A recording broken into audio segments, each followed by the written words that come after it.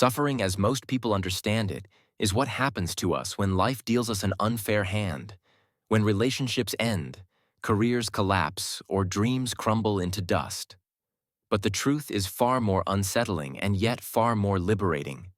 Suffering doesn't stem from what happens to you. It stems from how you respond to it. Carl Jung once said, "What you resist persists." This is not just poetic wisdom. It's a psychological and spiritual law. The moment we resist what is the moment we mentally or emotionally argue with the reality of now we begin feeding our pain, nurturing it like a fire that flares higher with every breath of denial and rejection. Take a heartbreak, for instance. The pain of the loss is one thing, but what sustains and intensifies that pain is the narrative built around it. This shouldn't have happened. I can't live without them. It was supposed to last. This inner script becomes the fuel. The more we replay it, the more we suffer. People spend years reliving a betrayal or grieving a lost opportunity, not because the event continues to harm them, but because they cannot accept that it happened. They remain stuck, not in the past, but in their refusal to embrace the present as it is. True liberation begins with an understanding that pain is inevitable, but suffering is optional. Pain is what life gives you. Suffering is what you give yourself in return. There is a moment in every painful experience when the pain itself is no longer the issue. The wound might be real, but what makes it unbearable is our refusal to accept it. In that space, the mind begins to revolt. We say, "This can't be happening." We whisper, "It's not fair." We scream internally, "I won't survive this." These aren't just thoughts. They are the embodiment of our resistance to reality. Every should and must we cling to becomes a battleground, and we find ourselves at war with what already is. But no one has ever won a war against the present moment. The reality is simple: something happened. You were betrayed. You were fired. You failed. And while pain is inevitable, your suffering deepens the longer you argue with reality. Resistance is a silent scream that echoes endlessly in the soul. This is why people suffer years after the event is over, because their minds are still screaming no. They haven't made peace with the past. They haven't stopped hoping that somehow the past will rewrite itself. Acceptance is not weakness. It is not giving up. It is not approval of what happened. Acceptance is the quiet, courageous act of saying, "This is what is." Only from that place can transformation begin. Humans are addicted to control. From the moment we are old enough to speak, we begin asserting preferences: what we want to eat, who we want to love, how we want things to go. Control gives us a sense of safety. It soothes the anxious mind. But life does not operate by your personal script. It follows the rhythm of the universe, a rhythm you did not compose and cannot direct. We resist this truth with everything we have. We plan, scheme, build routines, set goals, and demand outcomes. And when things go wrong, we panic. We rage. We despair. But here's the hidden wisdom: life is not meant to be controlled. It is meant to be collaborated with. Every time you try to force reality into a shape, it refuses to take you suffer. Every expectation you cling to becomes a blade that cuts you when reality doesn't comply. And reality never fully complies, not for long. We want life to be linear, predictable, safe. But life is cyclical, chaotic, and deeply mysterious. The more you fight it, the more it hurts you. The way out is not control. The way out is surrender. Surrender does not mean becoming passive. It means becoming deeply present. It means opening to life as it is, not as you wish it to be.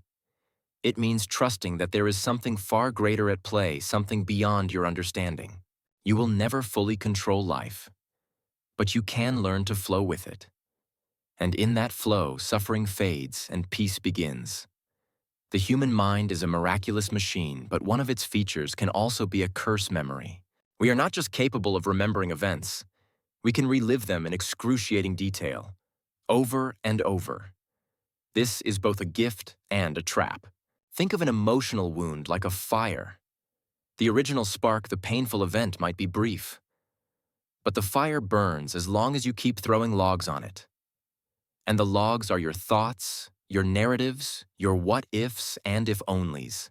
Emotional loops are what keep you stuck in the past. You keep playing the same scene in your mind, revisiting the argument, rereading the messages, remembering the rejection. You think about what you could have said, what they should have done, what might have been different. But none of it changes reality. It only changes you. It makes you bitter. It drains your energy. It poisons the present. Jung wrote, "The mind creates the problem, but it cannot solve it." That's because the problem is not the event, it's the way the mind has interpreted and clung to it. To break the loop, you must stop feeding it. Recognize the mental replay as a habit, not a necessity. Interrupt the story. Challenge the narrative. Choose presence over rumination. You are not obligated to keep suffering just because something once hurt you. Perhaps the most painful thought a human can entertain is, "This shouldn't have happened." It is a thought that clings to lost loves, shattered dreams, and ruined plans. It is a refusal to let go of the imagined life, the one that never came to be. And it is a surefire way to suffer endlessly. There is no deeper source of agony than arguing with reality. You can't go back and make them love you. You can't undo the betrayal. You can't change what was said or done. And yet we try. In our minds, we rehearse 1,000 versions of the past, each one ending differently, more favorably, more fairly. But the past remains unmoved. It does not bend to your fantasies. Here is the truth: the past was never supposed to happen any other way. Not because you deserved the pain, but because that is what happened. And that is all that is real. Acceptance of this truth is not an act of resignation, it is an act of liberation. It's saying, I no longer serve the ghost of what could have been. I now serve what is and what might still be. You do not heal by rewriting the past. You heal by releasing it. When you surrender the illusion of what should have been, you make room for what still can be. You give yourself permission to live again, not in the shadow of a broken dream, but in the sunlight of a new possibility. Radical acceptance is often misunderstood. People hear the word acceptance and think it means approval, surrender, or even defeat. But true acceptance isn't weakness. It's strength. It's not saying this is okay, but rather this is what is. It's the quiet, grounded act of turning toward your pain rather than away from it. It's looking reality straight in the eye and saying, even if I don't like this, I choose to stop fighting it. Pain happens. Life breaks us.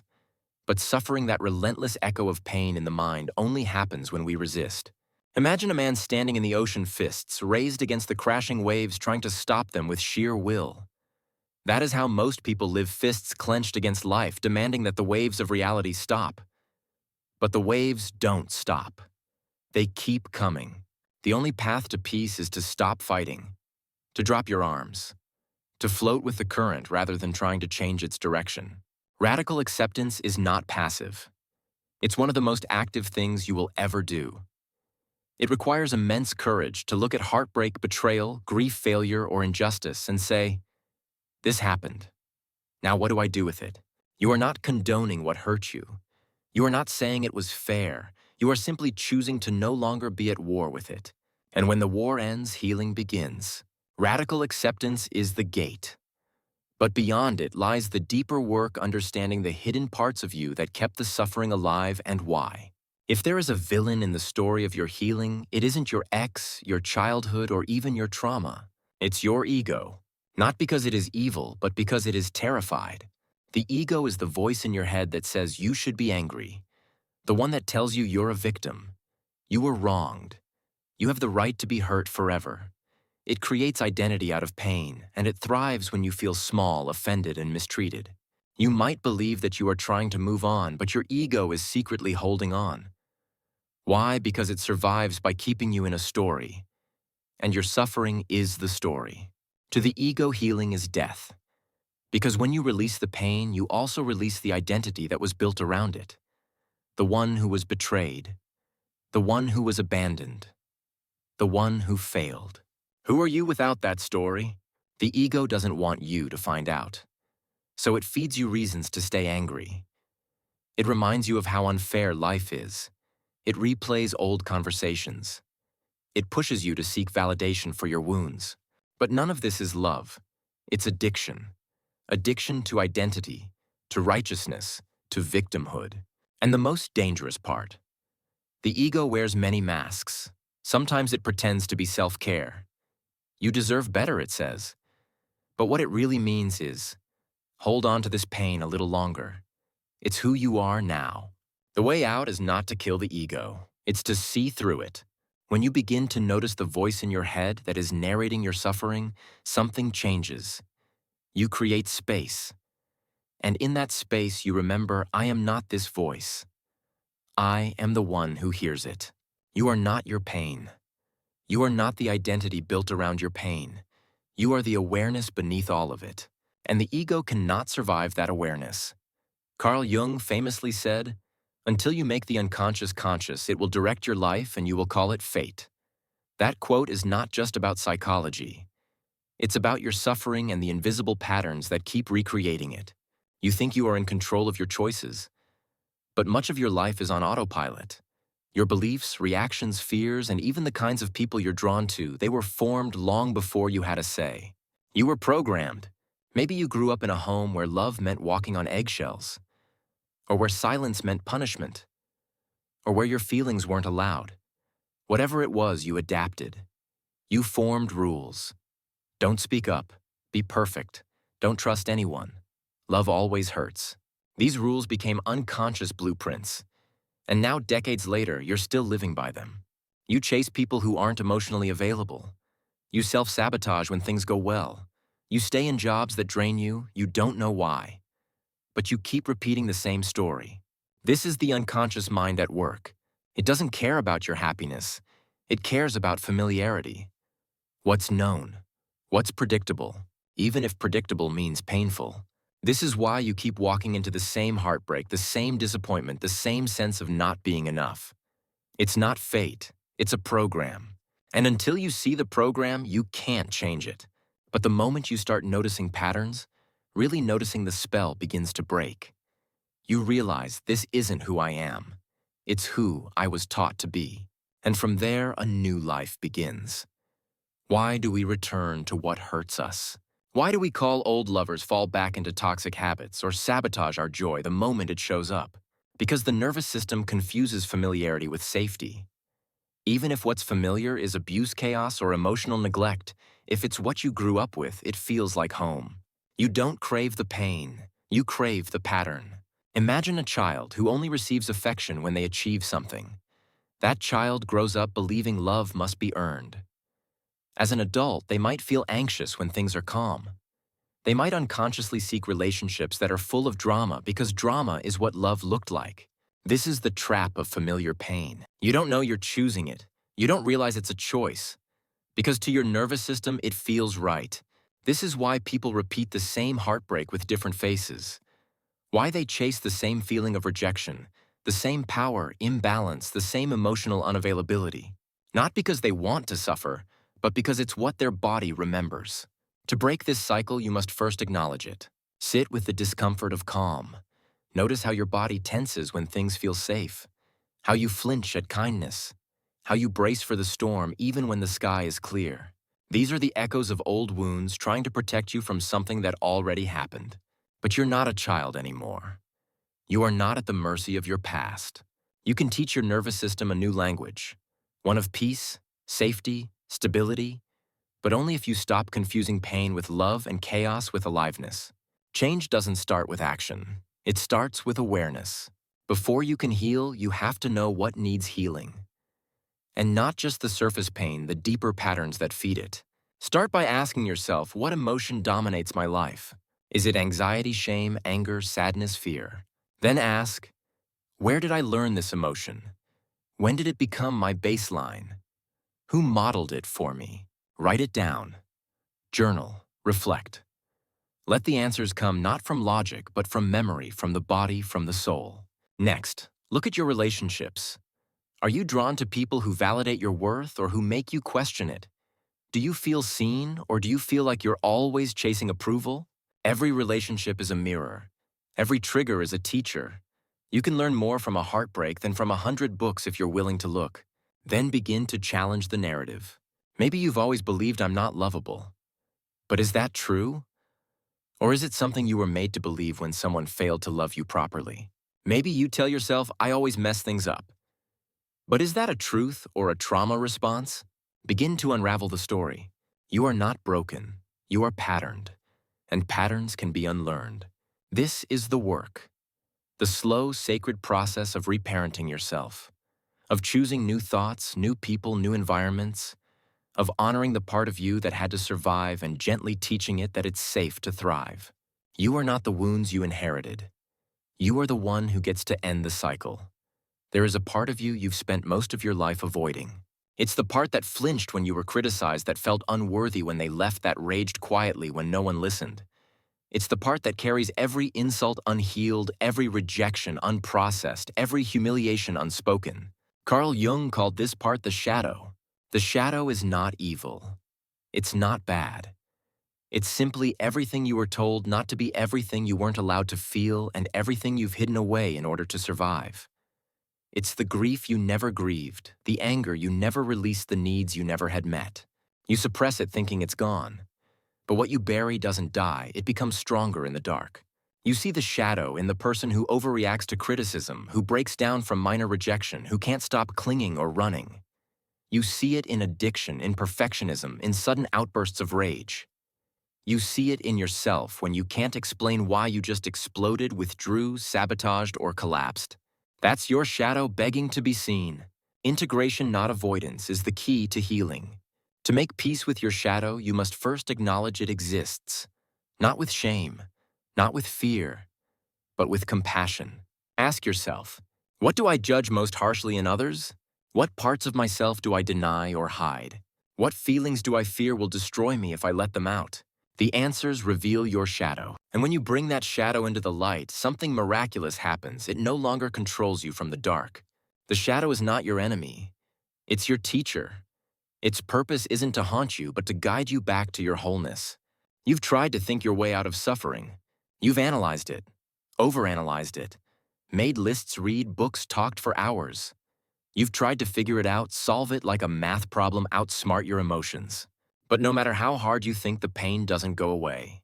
That's because the mind that created the problem cannot solve it. The mind is a beautiful tool, but it is a terrible master. It does not know how to heal. It knows how to measure, to compare, to judge. It operates in logic categories and control. It wants certainty. It wants answers. But healing is not logical. It is not linear. It is not something you do with your mind alone. The mind becomes the enemy when you identify with it. When you believe the voice in your head that says this is permanent, or you're broken, or you're not enough, you fall into a trap. That voice isn't truth. It's programming. It's the past replaying itself. But what if you aren't the voice in your head? What if you are the one who hears the voice? This shift is everything. Because the moment you become the observer of your thoughts rather than the prisoner of them, the illusion begins to dissolve.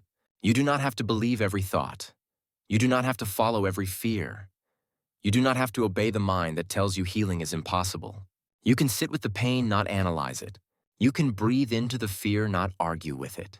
You can allow emotions to move, not demand they explain themselves. Healing begins when you stop trying to escape the present moment through thinking and begin entering it through awareness. There is a seductive comfort in being the victim. You don't want to admit it. No one does. But there's something intoxicating about the story. They hurt me. Life is unfair. I'm powerless. Why? Because it absolves you of responsibility. It keeps you safe. If it's all someone else's fault, then you never have to risk change. You never have to face your own fear. You never have to do the terrifying work of healing. But there's a hidden cost: freedom. When you cling to victimhood, you may gain pity, but you lose your power. You trade agency for sympathy. You begin to identify with your pain. It becomes who you are. You tell the same stories. You relive the same betrayals. You gather evidence to prove how wronged you were. And all the while, the past keeps living inside you. But what if you put the story down? What if you said, yes, it hurt. Yes, it shaped me, but it doesn't define me anymore. That is not betrayal of your pain. It is the highest honor you can give it. To use it. To rise from it. to stop being the one who was broken and become the one who rebuilt herself from ash and ruin. Freedom is terrifying because it means you are no longer waiting to be rescued. You are no longer blaming. You are no longer waiting. You are choosing, and that means anything is possible. You can't always control what happens, but you can always choose how you meet it. Not as a victim, but as a creator. That choice is where your healing begins. In a world addicted to speed, distraction, and performance, the most rebellious thing you can do is stop and feel. Truly feel. Not analyze. Not suppress. Not explain. Just feel what's there. Right now, in the body, in the breath, in the bones. Most people don't know how to do this because they were never taught. They were taught to be strong, to be silent, to be logical, to be busy. They were taught that emotions are dangerous, that crying is weakness, that anger is unacceptable, that fear is failure. So they bottled it all up, numbed out, disconnected, turned pain into productivity, turned sadness into silence, turned rage into shame. But what is buried alive will not die. Your sadness waits in your chest. Your anger coils in your gut. Your fear sits in your throat like a lump that never moves. It waits, patiently, for you to come home. Emotions are not problems. They are messengers. They are experiences moving through the body asking to be acknowledged. To feel is not to collapse. It is to integrate. Close your eyes. Ask yourself, what am I feeling right now? Then breathe into that. Where does it live in your body? Is it tight? Heavy, hot? Does it move? Don't fix it, don't judge it, just witness it. The body knows how to release what the mind has held too long, but only when you allow it to speak. To heal, you don't need more information. You need embodiment, presence, stillness. You need to sit in the fire without running, because only then can it burn clean. There comes a moment in every healing journey where something shifts. It's not loud. It's not dramatic. It doesn't happen with a breakthrough or a breakdown. It happens in a quiet moment of clarity. You see the pattern. You hear the thought. You feel the impulse, and instead of obeying it, you pause. You observe. And in that pause, you find freedom. Awareness is the turning point. It doesn't mean the pain disappears. It means you're no longer owned by it. You see it. You name it. You hold space for it. But you don't become it. You say, there's my fear of abandonment again. Or there's the old voice telling me I'm not enough. You don't run. You don't react. You don't spiral. You stay. And in staying, you begin to rewire your nervous system. You teach your body that it's safe to feel, safe to stay present, safe to witness discomfort without collapsing. You stop being the one controlled by old stories and become the one rewriting them. This is not instant. It is not easy, it is not glamorous, but it is the moment your life begins to change. Because from awareness comes choice, and from choice comes transformation. You don't have to be perfect. You don't have to be healed. You just have to be awake. Awake enough to notice the thought. Awake enough to stay with the feeling. Awake enough to choose love over fear again and again and again. That is the work. That is the alchemy. That is how suffering becomes power. Alchemy was never just about turning lead into gold. It was a metaphor for something far more powerful, transforming the dense, dark matter of your life into something luminous, into wisdom, into clarity, into freedom. Carl Jung understood this. To him, alchemy was the inner process of psychological and spiritual refinement, the transmutation of raw, unprocessed pain into higher consciousness. The base material you're suffering, the fire your awareness, the gold, the version of you that is whole, integrated, and deeply awake. It is easy to look at your pain and see only destruction. Easy to believe it broke you. But pain doesn't break you. It breaks what no longer serves you. It burns away illusions. It strips false identities. It dismantles the ego. That's why it feels like death, because in a way it is. But not a death to fear, a death to welcome. Because what dies is the part of you that clung to survival, that held on to old stories, that lived in fear, shame, guilt, and denial. And what is born is someone who sees with new eyes. Pain is not the end, it is the forge, but you must enter it willingly. not with resistance, not with bitterness, but with reverence, with curiosity, with the knowledge that there is something sacred on the other side. The alchemist does not curse the fire, they thank it, because they know the fire is what reveals the gold. Every true transformation is preceded by a descent. There is a moment in every soul's journey when the light goes out, when everything you believed about yourself collapses, when you feel like a stranger in your own life, when even hope feels hollow. This is what mystics and spiritual teachers have called the dark night of the soul. It is not depression, though it may resemble it. It is not a breakdown, though it may dismantle you. It is a sacred rite of passage, a time when everything false is stripped away and you are left raw, bare, and empty.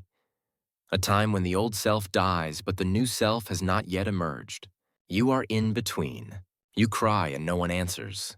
You scream and there is silence. You pray and nothing comes. You feel forsaken, abandoned, alone. But this is not punishment. It is preparation. It is in the darkness that roots grow. It is in the silence that truth speaks. It is in the void that you remember who you really are. The dark night is not a detour, it is the path. And the only way through is through. You don't climb out of the dark night, you dissolve in it. You let go of everything you thought you needed, everything you thought you were. You surrender to the not knowing, the unraveling, the grief, the stillness. And in time, without warning, something stirs. A spark, a whisper, a tiny flicker of aliveness. That is your soul being reborn. After the fire, there is silence. Not the silence of numbness or fear, but a sacred stillness.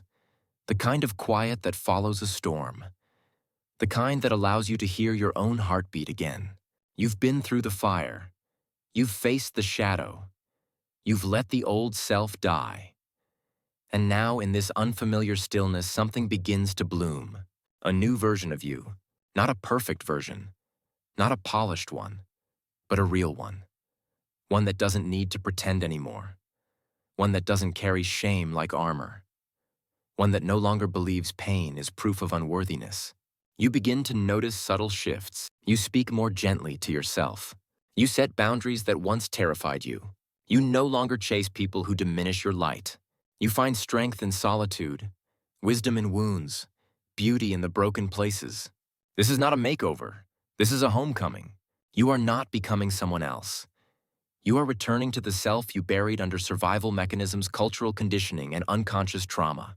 You are no longer run by fear, you are led by truth. And you realize something profound. Everything you thought was breaking you was actually remaking you. Every heartbreak cleared space. Every failure taught humility. Every loss gave you depth. The fire didn't destroy you. It refined you. Now that you've walked through your pain, you have a choice. You can keep it to yourself, lock it away, pretend it didn't happen, try to move on in silence. Or you can use it, because pain, when digested and understood, becomes power. And power, when shared with compassion, becomes purpose. The world is full of people still drowning in their darkness. People who think they're broken. People who think no one understands. And you who've walked through the fire can be their light. Not by fixing them, not by saving them, but by being a living example that healing is possible. Tell your story, not from the wound, but from the scar. Share not to be seen, but to show others they're not alone. Use your pain to create, to build, to serve, to teach, to love, to protect, to connect. This is how trauma ends. Not just in you, but in your lineage, your community, your work, your words. Your story can become someone else's survival guide. Your wisdom can shorten someone else's journey. What once felt meaningless can now be sacred. Because now you understand nothing was wasted. The nights you cried alone, the betrayals you thought would kill you, the mistakes that haunted you, the loneliness, the shame, the silence. All of it prepared you. All of it shaped you. All of it was leading here to this moment, to this version of you, to this path of purpose. This is the moment you realize you are free. Not because the world has changed, not because your pain is gone, but because you are no longer chained to it. You are no longer reacting unconsciously. You are no longer blaming or running. You are choosing presence over projection, choosing truth over comfort, choosing healing over habit, You have become the alchemist of your own life. You know now that pain is not the enemy, it is the messenger. It comes to show you what is ready to be released, to be healed, to be transformed. You no longer fear the fire. You've lived inside it and emerged. You no longer cling to the past. You've mourned it and moved forward. You no longer resist what is. You accept. You respond. You create. That is true freedom. Not a life without pain, but a life where pain no longer has the final word. A life where you walk with grace even when it's hard. Where you speak with integrity even when you're scared. Where you love with an open heart even when it's been broken before. You've stopped waiting to be saved. Because you've remembered who you are. Not the wounded child. Not the broken adult. Not the victim of circumstance. But the soul wide, wise, and wild. The one who came here not just to survive, but to awaken. The one who turns darkness into light. The one who turns pain into gold. Final note. You are not here to escape your wounds. You are here to use them. To transmute suffering into service. To embody the wisdom your journey has carved into your bones. To become the proof that healing is real. This is the alchemy of pain. This is the power of awareness. This is the liberation of the soul. Welcome home.